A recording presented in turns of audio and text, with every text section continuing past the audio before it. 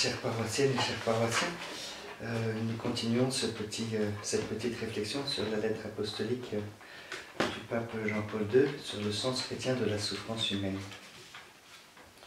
Aujourd'hui, je voudrais regarder le numéro 16 de ce document. Le pape nous dit, dans son activité messianique au sein d'Israël, le Christ sans cesse s'est fait proche du monde de la souffrance humaine. Effectivement, le Seigneur a guérissé les malades, consolé les affligés, donné à manger aux affamés, délivré les hommes de la surdité, de la cécité, de la lèpre, du démon et de divers handicaps physiques. 3 fois, il a rendu la vie à un mort. Il était sensible à la souffrance humaine, tant du corps que de l'âme. En même temps, il enseignait au centre de son enseignement se trouvent les 8 béatitudes qui sont adressées aux hommes éprouvés par différentes souffrances dans la vie temporelle. Donc on voit par là que le Christ a voulu vraiment venir auprès de chaque homme pour leur donner la consolation et les guérir de différents maux, aussi bien du corps que de l'âme. Dans son activité publique, non seulement il a éprouvé la fatigue, donc le Christ a été fatigué, il a l'absence de maison, et il a son incompréhension aussi même des fois de ses proches. Il y a aussi cette hostilité, les préparatifs pour le faire disparaître du monde, de toutes les personnes qui ont voulu le détruire et de tous les préparatifs qui ont été mis en place. Et il en était bien lucide, il nous dit même de cette parole, « Voici que nous montons à Jérusalem.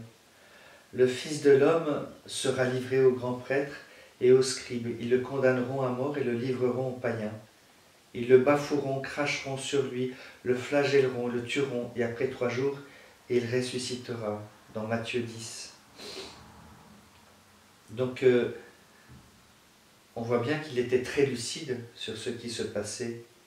Et c'est précisément par sa croix qu'il doit atteindre les racines du mal enfoncé dans l'histoire de l'homme et dans l'âme humaine. Donc il sait très bien que c'est par cette souffrance qu'il peut détruire la mort, comme nous l'avons déjà dit. Alors, dans son discours avec Nicodème,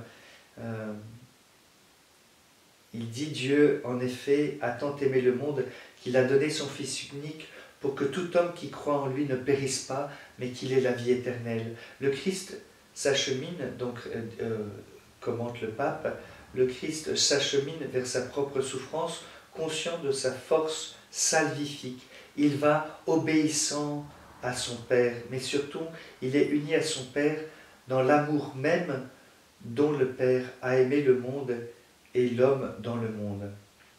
Du coup, c'est très beau de voir que le Christ fait tout cela en union avec son Père, dans cet amour avec le Père.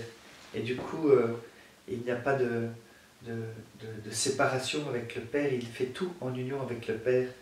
Et du coup, il sait très bien que à travers cette souffrance, eh bien, c'est la force salvifique. Donc voilà, c'est le salut qui est donné à l'homme.